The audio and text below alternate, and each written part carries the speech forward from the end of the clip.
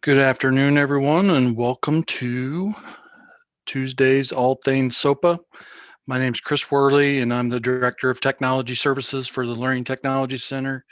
And this is a weekly get-together, so you all can hang out with me on Tuesday afternoons at 2 o'clock, and we'll talk about all things SOPPA.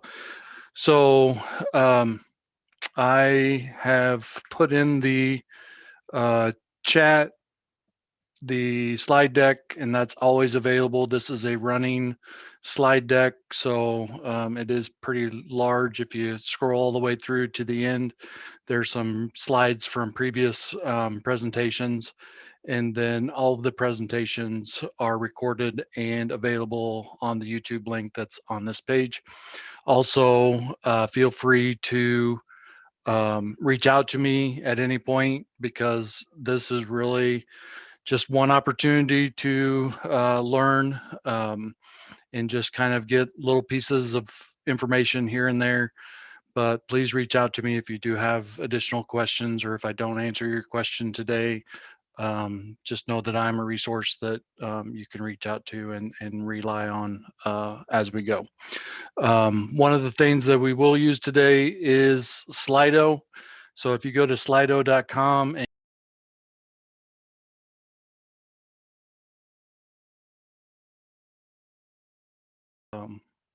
the main reason I wanted you to get into Slido is so that you can ask questions. So thanks for sharing that, and good for people already figuring out that you can ask questions.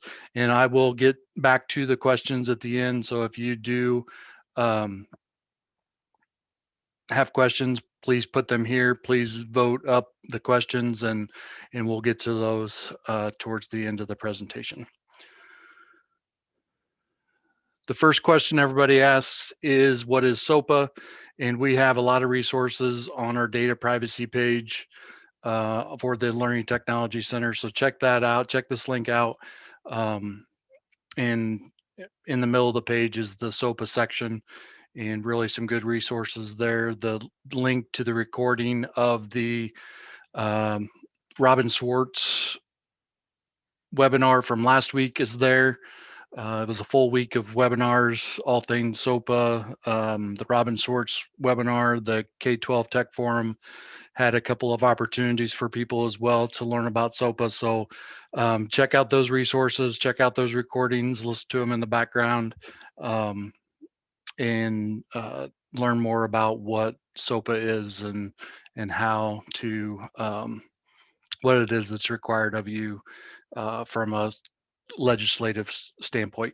I think the other thing that I want to say here is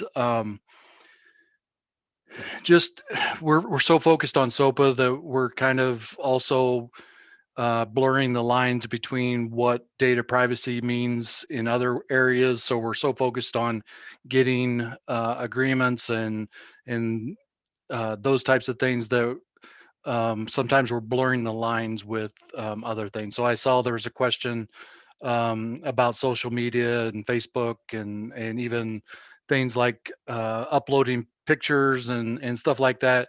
Like those have always been data privacy issues as far as FERPA and all these other things.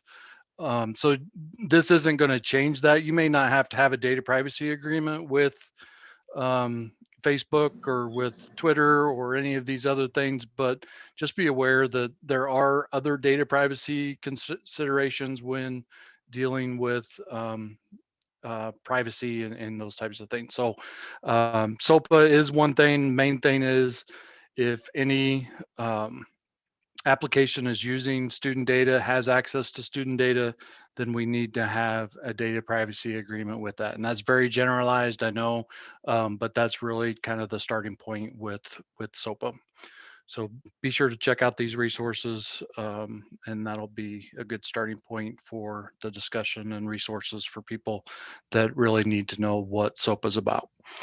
The other thing we're trying to do is with this weekly talk is just give you some encouragement that what we're doing is taking us forward, and then also to get you some tips and tricks and resources and answer your questions. So we start out each week with the statistics, and just through the different workshops and webinars and different things that we had last week. You can see that the numbers jumped up with new users to the system. So we have 386 districts across the state of Illinois that have accounts on the Student Data Privacy Consortium. Again, this is not necessarily a requirement in any way. It's just one method of keeping track of your agreements and managing those agreements and doing things. So there's you can do it with a spreadsheet, you can do it with a web page, you can do it with whatever, paper and pencil, and take a picture of it and put it up on your website if you wanted to.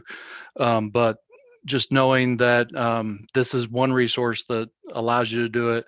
The other good thing about this is that we can learn from everybody else. So if there's 386 schools in Illinois that are doing this, that means that there's 386 schools that we can learn from and ride the coattails of them as we all journey into this process.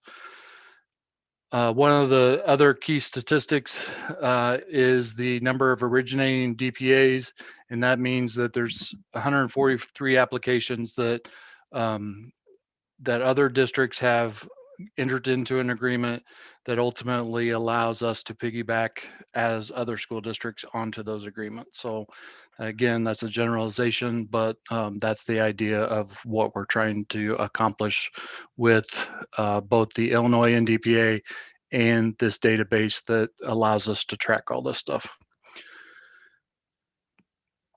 This is just there for a list of just to kind of spotlight different applications over the last week that have originating agreements on the website. Again, you can use the archived agreements link there to go back and look at previous week's agreements. And then there's also, you can also see all this stuff through the database and see where those are at. So just repeating a little bit from last week, because I think this is some very important that we recognize that we do have a new Illinois NDPA. It's version 1.0A. So really the only thing version wise that's changed is the A. The NDPA version is 1, and that's why we're just updating the A as the Illinois portion. The only thing that was really changed in this whole thing is the Exhibit G, which is the Illinois portion of the agreement. And that was facilitated through the Illinois Association of School Boards and the Illinois Council of School Attorneys SOPPA working group that spent some time looking at this. And as we first rolled out the agreement in October, more and more attorneys were looking at it and wanting to make little tweaks here and there and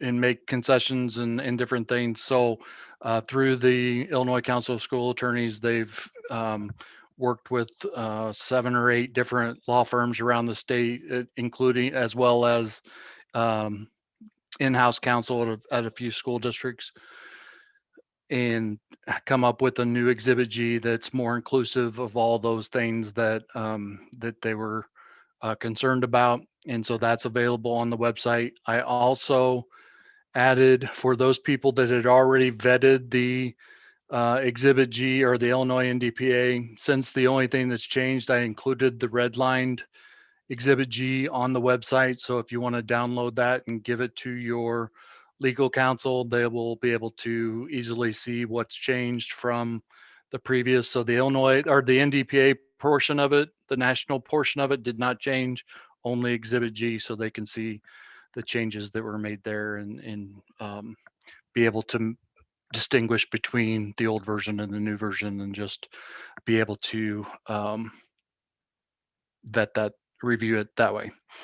For those of you that are new to the Illinois NDPA, the idea is that with this agreement, if you take this to your legal counsel, you can have this vetted and say, this is the agreement that hopefully a majority of the schools in Illinois will use. It's not required. It's not a requirement. It's just an example of a legal document that could be used with any vendor for any school district. And so if your legal counsel vets this agreement and says it's okay with your school to use, then the ability exists that there's an Exhibit E within the document that allows the vendor to offer the same terms that they offer to the originating school district to every other school district that wants to join that agreement. Um, so that's the importance of the Illinois NDPA, is that it can be a common agreement. It can be used across vendors.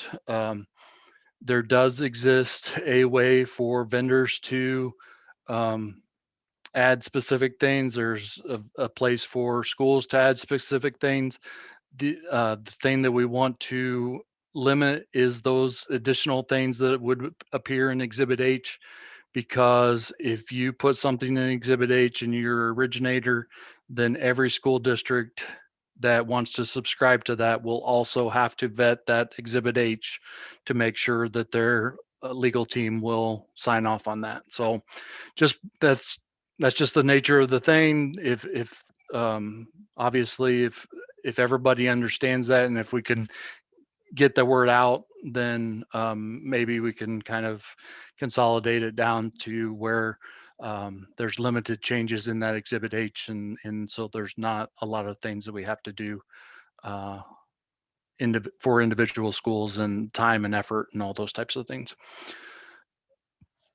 One other area of tips and suggestions, I actually met with the national team today with the SDPC, and they're talking about enhancements to the system and just requests and stuff like that. And right now we're a very heavy user within the SDPC because we're just getting started, and just things are new to us, and we're putting things in there, and we're working the system and all those types of things. So if there's things that you're doing that you feel could be made better, again, if there's fields that you think need to be added, which I know the one of them is the um, third-party vendors, the subcontractors. I saw that on the list today of things that are there in the list of enhancements. So if that's something, obviously, as I've always said, with technology requests, the more requests that you get, the more likely something's going to get done.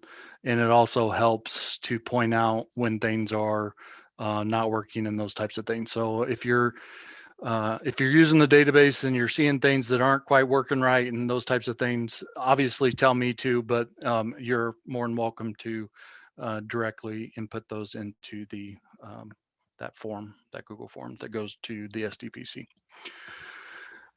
These are just here for your reference as far as the press policies that were that Illinois Association of School Boards has put together as part of their press policy.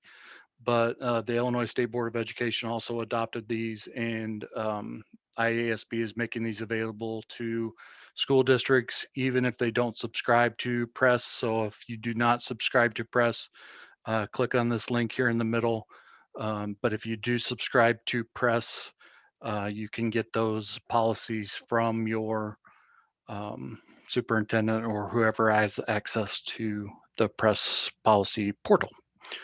So be sure to check that out. Again, this is here for a resource, just if you need the resources. The slide deck from the SOPPA for Teachers webinar is there. Also, the webinar is recorded and available for playback. Also, I've encouraged people to, if you do have resources that you're using to share the message of SOPPA with your teachers, with other people, please share those with me, and I can pass those along and make a repository of those for people to access as well, so we can kind of get the messaging out. This and our resources page is here, just pointing out a few new things.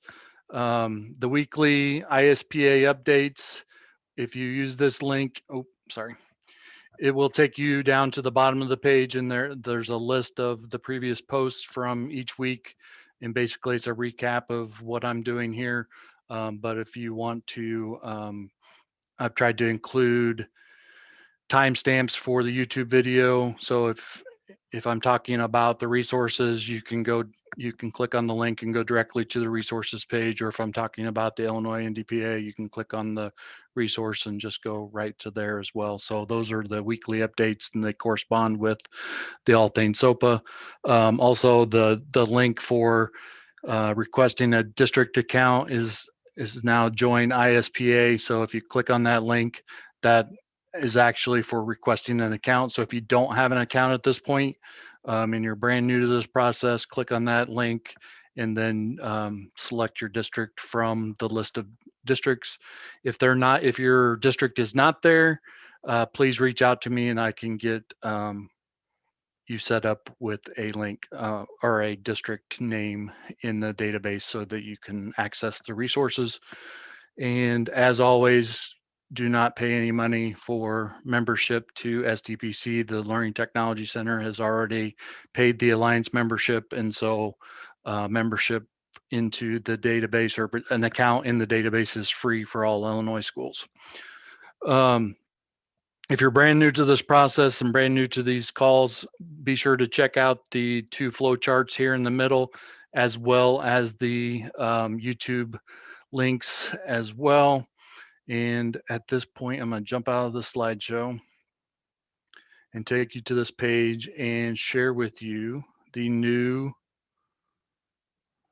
I think I may have briefly talked about these last week, but I don't think I actually did a good job of sharing it. This is a YouTube playlist for using the ISPA SDPC database.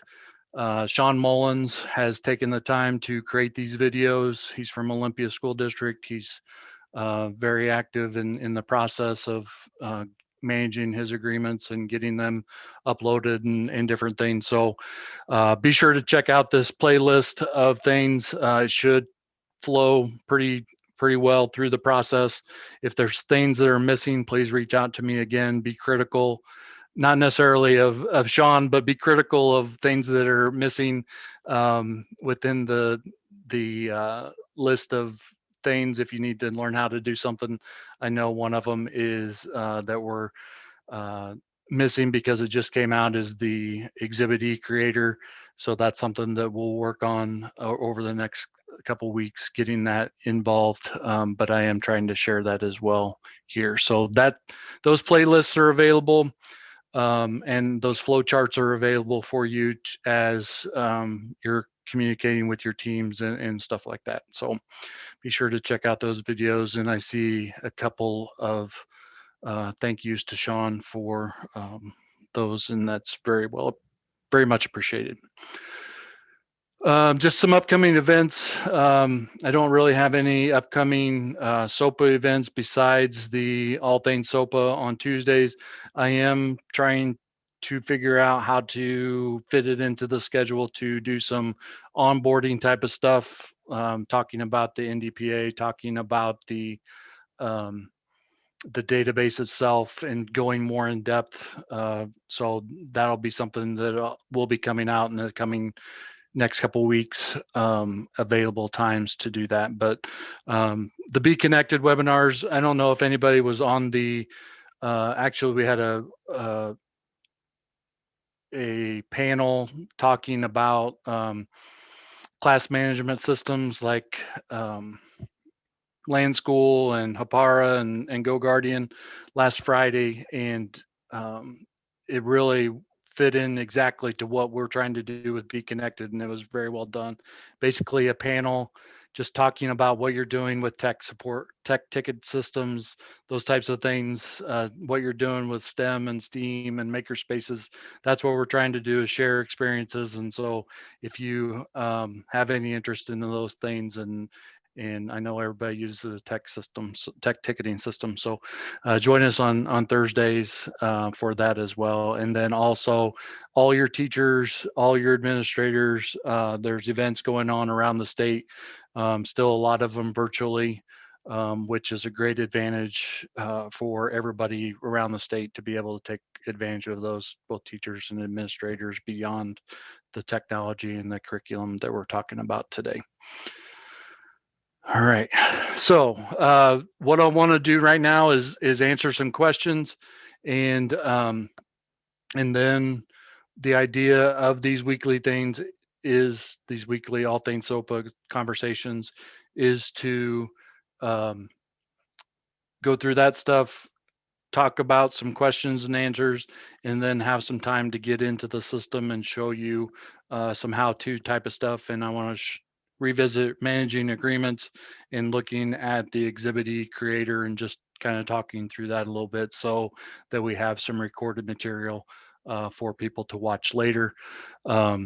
So right now we'll get into the questions. So if you still have questions that I haven't maybe glossed over, and you want answered, please join those into um, the Slido question and answer area, and we'll get to answering these questions.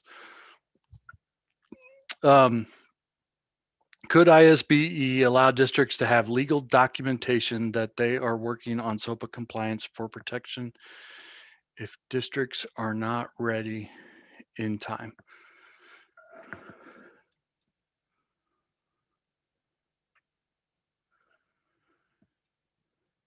Yeah, that's something, I mean, I can definitely take that to our contacts at ISBE and just talk through that process and find out what that is. Yeah, I'm just trying to understand the question and Yeah, ultimately.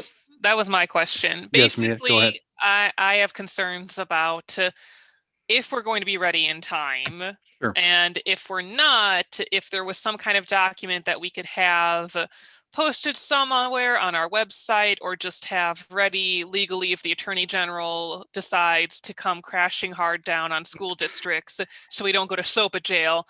Right. Just like And so we have that neon sign pointing towards Mia, and that everybody's got one that's pointing towards Mia.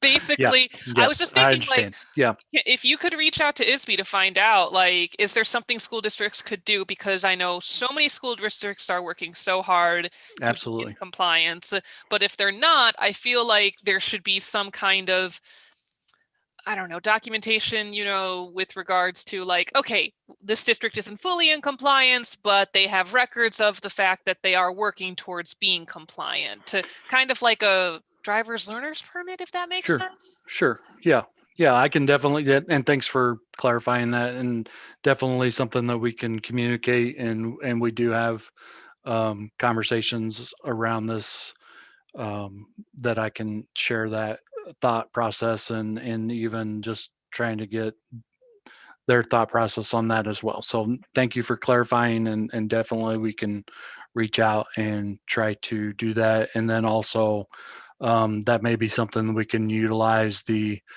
Illinois Council of School Attorneys as well to have those conversations from that side as well, to find out what they're doing with their schools and then share it across the state what people are, what their thinking is around that. Is there a Thank list you. of yep. Is there a list of operators that are not signing contracts?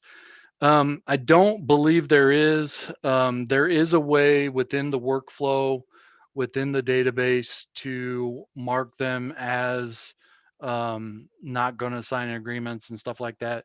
I guess at this point it's still too early to say that there's any operator that is not going to sign a contract. I know that there's conversations on different email lists and different things that they've said that they're not going to sign agreements, and so I know that those conversations are going on. Um, I'm still hopeful that's not really a good decision on the side of the operator to say that they're not going to sign contracts. Um, and then ultimately it just hurts the school districts and the students if they aren't able to use their applications. Um, so definitely something to have conversations around, and it is something that I could start a list. I will start a list of those that that I've seen have conversations. And if you do come across those, feel free to email me those conversations. And at some point I can, if nothing else, just have that list of things that we need to reach out to eventually as time gets closer and as conversations. We did have a conversation with a vendor last week that they basically said that they were going to have their terms of service was SOPPA compliant and that they would not need to sign agreements. And after having a conversation with them about the Illinois NDPA and what the possibilities were, they are looking at working with the Illinois NDPA agreement and possibly having an Exhibit H that would include things that aren't necessarily inside or that they don't agree with. And so that would then need to be vetted by school districts, but it is something that we made progress by talking to them about what the Illinois NDPA, what the benefits are for that particular, for vendors as well as for school districts as well. So if you do have particular operators that you feel have made that conversation known that they're not going to sign agreements, please just email me those and I can pass those along or create a list and make that part of our resources.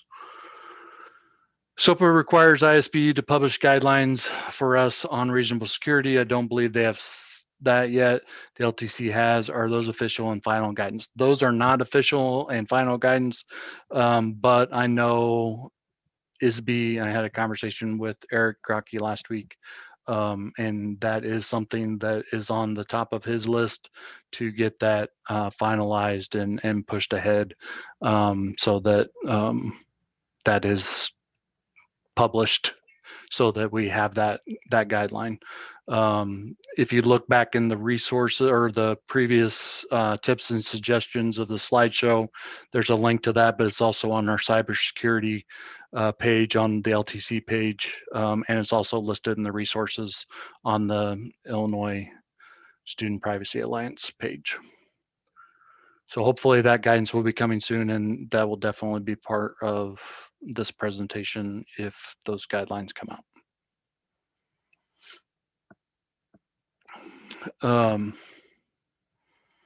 Yeah, I'll just, it is on the ISPA website.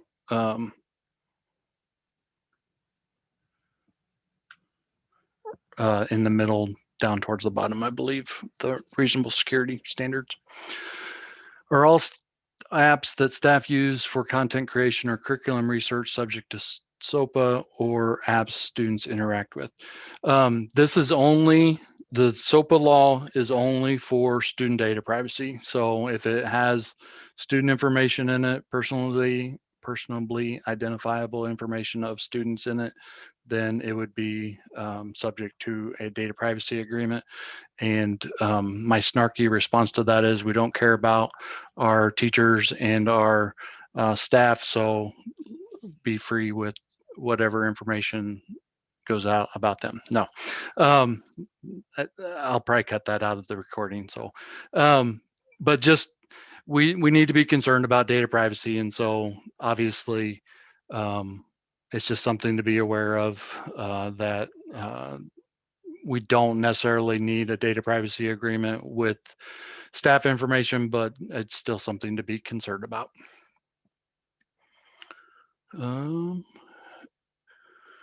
And we've got any word on Google. This is my favorite question. Are they willing to sign or doing any kind of state thing? So the idea with Google, we did actually have a conversation with Annie Nash yesterday, who's the Google representative that many of you may know. And she's aware of the SOPPA law. Google's aware of the SOPPA law on a national level. The SDPC has taken the National Data Privacy Agreement to Google, along with the Exhibit Gs from all the states around the country that are alliances as part of the SDPC. And so the conversation is ongoing. There will be something in place with Google. What it is and how it looks, nobody really knows. Ultimately, with the way that we have the database set up and the Exhibit E possibilities, there's ways of, if they sign one agreement with one school district, then everybody can sign the agreement across the state. So it kind of is the same story with Google as it is with Skyward, as it is with Teacheries, as it is with Clever and ClassLink and Seesaw and CrisisGo and all the different, obviously it's bigger stakes and all that type of stuff. But if one school district signs an agreement, then all school districts can piggyback on that agreement if their legal team signs off on it. So whatever that process looks like with Google, we'll wait and see. But they are aware of the law and are not looking to not sign a data privacy agreement. It's just how do they sign 80%, 90% of the school districts across the state of Illinois, as well around the world? How does that process look for Google with that? So somehow we'll have some kind of data privacy agreement with Google. What that looks like, I don't know. Will ISB publish guidelines on what they accept as reasonable for securities to have in place for SOPPA by July 1, as very few will meet the letter of law?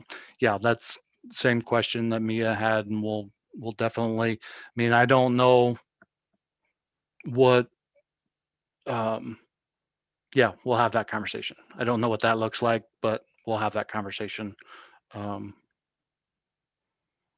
those are good questions, and appreciate you guys bringing that to the group, and we'll definitely follow up on that. If software we need an agreement for also has apps, Google and iOS, do we need separate agreements from the vendor, or is this noted on the agreement? You should be able to note that on the agreement. You're entering into the agreement with the vendor, so it shouldn't really matter what the method of distribution is for that. So you could make note of that in the services section, the Exhibit A of the Illinois NDPA, or you could just make note of that in your, that's where I would put that. If you have concerns about that and you want to make sure that that's clarified, you can definitely do it there. Also, you could do it just as part of the database, so that you're that you know as a district that that's how you're using that particular app or application. All right, here's an interesting one. We have a student who is in our SIS but is currently enrolled in a private therapeutic day school.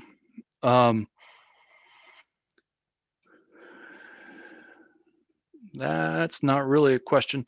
There's a character limit, Chris. You can't put everything in there because there's a character limit. I know there's other districts that are in this boat too. So basically, if they're using, even though they're enrolled in our district and are in our SIS, but they're using tech tools at a private entity that's not required to comply with SOPPA, sorry, are we responsible for reporting tools with them? I know this is way down the rabbit hole. Yeah, no, yeah. It would be I mean, obviously I didn't stay in the Holiday Inn Express last night, or I'm not a lawyer, but I think that it would be the responsibility of the actual school that has that student and is providing the resources to that school. If they're not required to have those agreements, then they wouldn't need to have the agreements, and I don't think you would either. Obviously, if they are a student in your SIS, I guess this would be the caveat that I would just pass along, is that just passing the buck to the other schools is probably not enough. I guess I would be aware. I guess I would just be aware that they may be using applications or using other resources at that other school, and just make sure that your district's aware, and that the parent of that particular individual student would be aware. I mean, obviously that could be, I mean, if you have dozens, hundreds of those situations, that could be a nightmare too. So it's going to be up to each individual school ultimately how you manage that. But I don't think it would be, you wouldn't have to get an agreement because that other school is doing it. That would be my answer as a law and order watcher on a regular basis. Skyward, I have staff that are using Skyward in different districts. We do not have a contract with Skyward. With the district agreement be enough for our staff?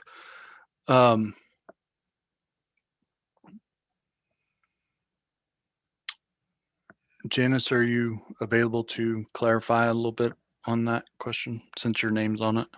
Yes, I am. Very similar to what I think Beth had before, except it's with the staff. Our staff enters information in the Skyward system. I'm Woodford County Special Ed. Mhm. We don't have a contract with Skyward, so they really don't want to sign an agreement with me, but yet my staff is using their program. So if the district has an agreement with them, will that cover my staff? It's back to the home serving school issue Yeah. that I need an answer on. Yeah, I believe that, I mean, in this case, your staff is acting as a school official, and so that kind of goes along with the whole FERPA conversation as far as data privacy. And like the school, if your staff is not necessarily part of that school, but is entering data and has access to data, then they would be a school official for that particular school. The school district would have the data privacy agreement with Skyward, and that's who has the responsibility of the information back and forth. But yeah, your staff really wouldn't apply to the SOPPA part of that. Does that answer your question? Yes, thank you very much. Yep. Are districts approving services that do not have an admin portal with centralized account management and oversight? How do we manage accounts we can't see? So yeah, I think I understand this question. I don't know if there's a specific example of a software program, but ultimately, if the application does have some kind of login, you supply a username and password, or first name, last name, personally identifiable information, then and they're creating something, or they're being assessed in some way, or those types of things, then there's a good chance you're going to need a data privacy agreement with that. The difficulty comes in then with the whole requesting of changes or deletion of data and all that kind of stuff that you wouldn't be able to accomplish with your abilities. That's part of the idea of the data privacy agreement, is that it includes language that talks about the requirements of the operator to help with that process if there's something that needs to be changed or something that needs to be deleted at some point, or if you're no longer using that service, about the deletion or transfer of that information back to you. If you do need clarification, if I didn't answer your question and you have more specifics, I can either do that now, or you can reach out to me as well.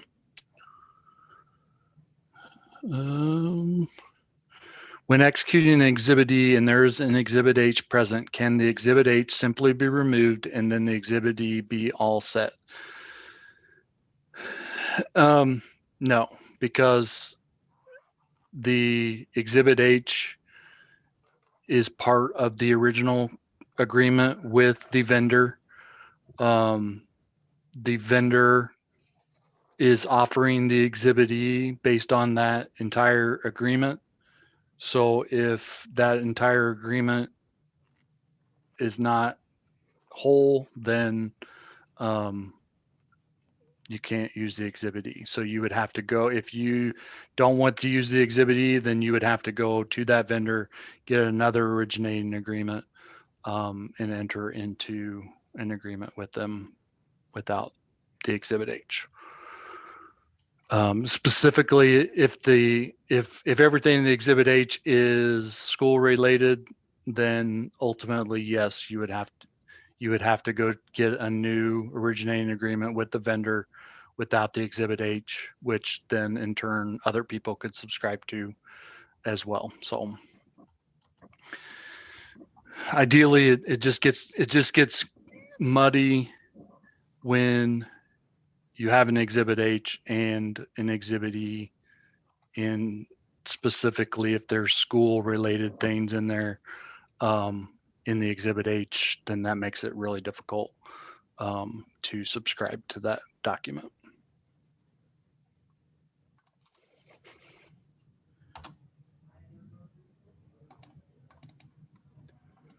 What part of SOPPA process requires board action, and what deadlines other than before July 1 are attached to those actions? There really are no other deadlines other than the July 1. The board policy items from press are the items that need to have board action. So if you look at the board policy 7-345, that's what you're looking at. And then part of that board policy is setting who can sign data agreements within your district. So that could be your superintendent, could be your curriculum person. It even could be your technology person. Notice I put technology person last.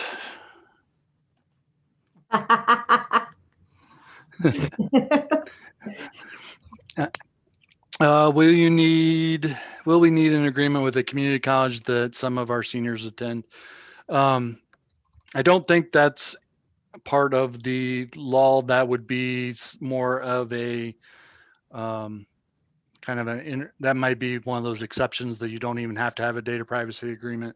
Obviously, as a school district, you just want to have that as part of your data inventory, that's where your information goes, and that they may have information but that you're sharing with them. But as far as a data privacy agreement, you may not need that. But again, that would be something to double check with your lawyer. And as we go down this road, if other people are finding out that they need that with their community college or whatever, then we can definitely share that amongst everybody. But I don't think that's part of this. It's not part of SOPPA anyway. You may need to do that in other ways. Our web hosting services where student work, pictures, or name may be stored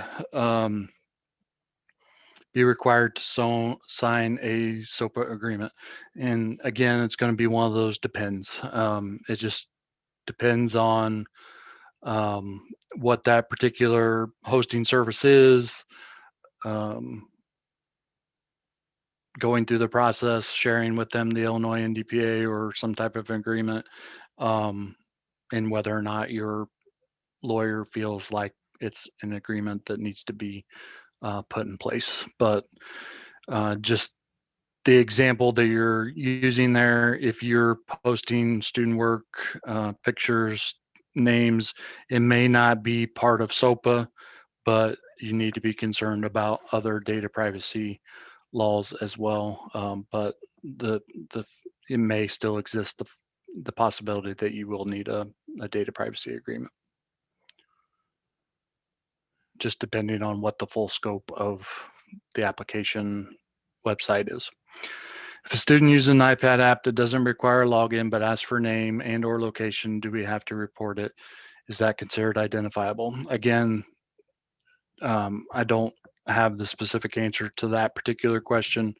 The other thing to be concerned about here is, do you even have the contact information for that particular iPad app to figure out? So that would be low on my priority of things to do, but definitely part of my inventory of applications that may or may not need to have a data privacy agreement. But that would be down the list and something that we can definitely try to get a more specific answer for. Does SOPPA apply to pre-K? The SOPPA law defined, again, very specific question, very specific to whether or not your lawyer says one way or the other. But I would guess that if even though SOPPA, if you're doing these other things with all the applications, then I would do it with pre-K just because they're my students, and it's the right thing to do if you're doing it for other things. Obviously, if it's sharing personally identifiable information, then yes, I would go ahead and do it. Websites that do not collect information, names of students. No, you don't have to do it for whitehouse.gov and websites that don't collect student information. It's just concerned about student data privacy. So if your student is sharing information with the website and you're aware of it, then you should probably have a data privacy agreement, or at least attempt to have a data privacy agreement. If we piggyback on another district's DPA, will the SDPC send us a notification when it's near expiration, or the need to keep track of that? Yeah, that's the intent of the LTC as the Alliance lead, is to help navigate some of those things as far as expiration of agreements, or if there's a change in an agreement, if the originating district changes, or if we find out at some point that something's changed that needs to have a new agreement. All that information's available within the database, so we should be able to communicate out with that as far as being able to navigate those conversations and the workflow and the processes with that. And as far as we know, oh, see how you are throwing other questions in there. As far as we know, are most of the originating agreements using the Illinois NDPA and not something customized? Yeah, really the only way to upload anything, so not something customized, meaning that there's an Exhibit H, that's a possibility, but majority of the stuff that's in the database is Illinois NDPA based. There's a few school districts that may have already been doing data privacy agreements in the past. So they've gone ahead and uploaded that so that it's part of their resource listing, so that they can display that without having to get a new data privacy agreement. Has anyone had trouble with the date box in Exhibit E that is up in the paragraph of the text? What's happening? It's a very specific question. So if somebody has. It's me. I'm the one that threw the last question. In the paragraph of text, there is a date box that, this is on the new one, the new version. Okay. And you drop down and it kind of gives you a little calendar and you select the date. And then it looks like it takes it, but then it doesn't display anything. That's probably tied to the, I'll double check it, but I think it's tied to another date on the signature page. I think it has to do with either the date that the LEA signs the agreement or the date that the vendor signs the agreement, but I'll double check, and maybe it's not something that needs to be tied, and I can just unlink that. I think that's what's happening, is that it's linked to another date on the agreement. And so I should probably unlink that. That could be because we haven't signed it yet. We were just trying to figure that out. Okay. And also the signature box issue we were having is now resolved in the new one. It is. Okay. Yes, it's working correctly. Okay. All right. If we accidentally put our information in Exhibit E, do we have to resend it to all of, if we accidentally put our information in Exhibit E, do we have to resend it to all of our vendors? Can you clarify that? In the bottom part where it says the LEA, when we were filling it out, we accidentally put our information in there. So like another district can't like sign on using it. It's a new form. We made a mistake. Do Yeah. we have to resend it? Or No, can we you just don't let it necessarily ride? have to resend it, but ultimately, what you need to do is upload the Exhibit E with the blank portion of it as the addendum to the Exhibit E. Let me clarify that by showing you what I'm talking about.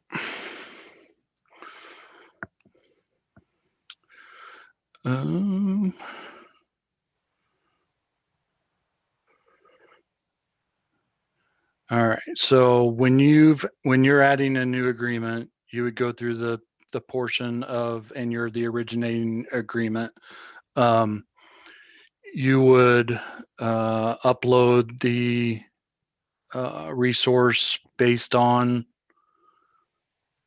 and I'm going to go through this pretty fast here, but so this is how you would upload an originating agreement. You'd put the date that you're entering into the agreement. At this point, we're still going with 3 years to the date of your agreement.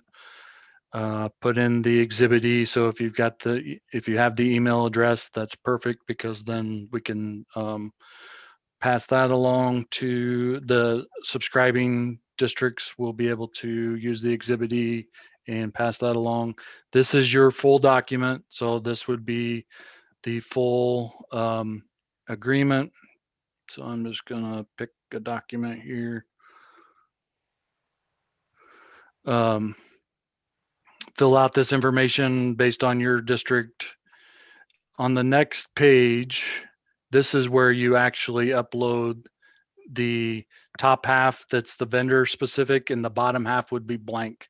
So you have to pull that out. You have to save it as a PDF, as a separate document, print it as a separate Exhibit E, upload that only, so that when people are using the Exhibit E sign on or want to download that document, that the bottom half of it is blank. Does that make sense? So you wouldn't have to necessarily upload your entire agreement again, because that ultimately, that Exhibit E inside your original document is for other people, and you're uploading that to this page. So Okay, if you just, thank you. yeah, okay. So by uploading that Exhibit E document, what happens then is, and having the original, and I'm going to jump into how to, and I'll come back to questions if there's other questions. But if, so I'm gonna jump into the how-to at this point. If you have additional questions, feel free to put them in there, and we'll stick around as long as people are still here. But if you go to the Exhibit E creator, so under your districts and auto Exhibit E creator, any originating agreement that was created by a district for a vendor should be listed here and should have an Exhibit E associated with it. So in the past, what we had to do was we had to download that Exhibit E and then sign it and then upload it back in, or upload it to your computer, and then go in and add another agreement. This was an Exhibit E. We're going to do this and upload it. Now, all you have to do is if that Exhibit E document is uploaded by the originating district, if you click on Create Exhibit E, it is going to ask you to fill out this information just like you would if you were uploading an original document or Exhibit E. This is for your information. So if you're using an application K through 2, you can mark that. If you're using it only for health and library media, you can mark that. So this is specific to your district. And then when you click on I agree to Exhibit E, it's going to basically take the text from your account information and put it in the bottom of that Exhibit E in the places where you would normally sign it. So it's an electronic, quote, electronic signature, basically creating a PDF document that then is going to be emailed to that email address that the originating district puts into the database. And so then once you've done that, then you can see those agreements under your manage agreements.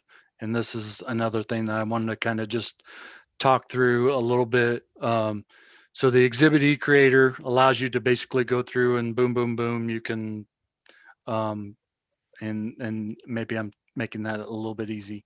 What you should do is you should look at the agreement, the original agreement, and make sure that it satisfies everything that you need. And then go to create Exhibit E and then sign on to the Exhibit E. Don't just go through here and say, oh, we might use ABC Mouse, we might use Huddle, and just boom, boom, boom, go down through the list and subscribe to all of those and send them to the vendors. Actually go through the process of evaluating the original agreement to make sure it's something that that you want to agree to, and then click create Exhibit E. The other thing you can do is you can actually search up here for specific ones. So then you could look at this agreement and say, go through the process and look through this agreement and see that that's an agreement that you want to sign on to. So the other thing I wanted to talk about is as far as the managed agreement. So I've kind of gone in here. Obviously, I don't have any agreements as the LTC. So I've got a bunch of stuff in here that's basically just trial and error, things that I've done that don't really mean anything. So I really should come in here and clean this up. So if I come in here, I can delete these agreements and say, yes, I want to delete that agreement. Other things you can do in here is copy an agreement. So let's say you had an agreement with Renaissance Learning and Freckle is the application that you were using. But also in that agreement is listed Star Math. You could actually come in here and say copy, and it would copy that agreement, and you could give it the resource Star Math, and also so have multiple listings within your database for those agreements.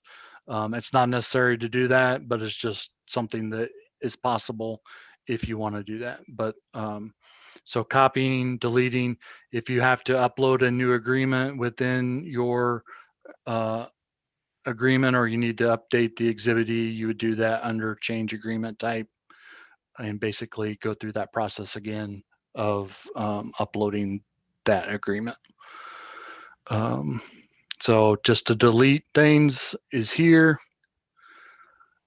You'll notice this one, I don't have an agreement. This is a new request. So if I've started this process and I put in a new request, I don't have an agreement yet, I can have a workflow and process that says I have a request sent out to Britannica, and so I can manage that workflow within my system, but also other districts can see that I have this process started with Britannica and be able to subscribe to that. And so when I change this then to contract obtained with Exhibit E and I click update, then an email would go out to all those schools that are subscribed, in the sense of subscribed to the resource workflow. They would get an email based on that. And so let me just show you where that process is. So if I look at view statewide requests, this is where you'll see that progress and see different resources here. And again, you can see that some people have put in here that Typing Club will not sign DPAs. Learn Zillion will not sign DPAs. And then you can subscribe. This is not subscribing to Exhibit E. This is subscribing to this workflow process or progress workflow. So if you subscribe to this, you will receive emails if Olympia School District comes in and changes this will not sign DPAs to obtained a agreement. You would get an email saying that. So I'm kind of all over the board here, but this is stuff that I can link to in the recording as well. So there is a question in the chat here about what is the difference between create and prepare. Okay, so creating a Exhibit E actually creates the document that is signed by you as the user that you're signed into. Prepare an Exhibit E is if you want, if you're going to be the manager of the agreements, but you're not going to be the one that signs off on it.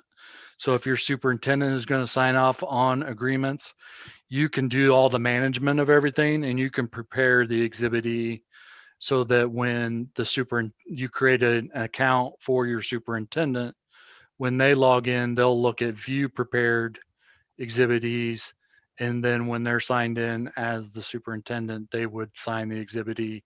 It would put the signature, it put the information from the superintendent on the agreement so that it would be signed. So you do everything up to that point. You find the agreements that need to be signed by the signer, and prepare all those. And then when the person logs in that needs to sign them, they go to view prepared Exhibit E's, and then they would sign them. So they would see a list. Hopefully that makes sense. And so with that, and go ahead. Yep.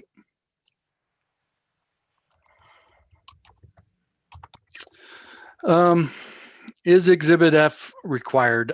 Ultimately, I'm going to say yes, because it's part of the agreement. Is it a deal breaker?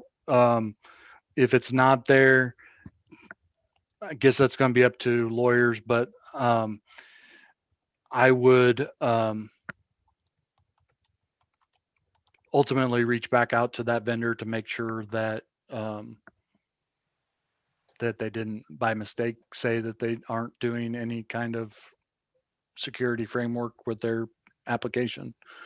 And if it's something that you're signing on to and there's not an Exhibit F, you can reach out to me, and I'll help with that process of seeing if we can get that signed off on for that particular vendor. So with that, I kind of talked through the manage of agreements.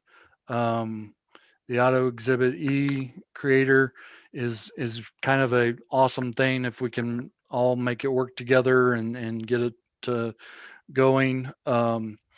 Again, as you have questions with any of this stuff, feel free to reach out to me. Check out that ISPA, the Illinois Student Privacy Alliance webpage that's linked a little bit of everywhere.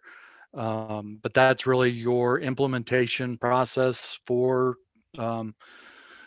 dealing with SOPPA. The SOPPA background is on the data privacy page.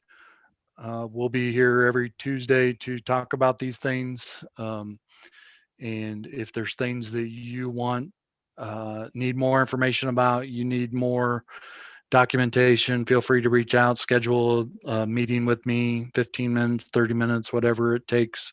And also watch out for those onboarding type things, just more information about the Illinois NDPA and the database itself, and taking you through more of the stuff that I just rushed through right now. So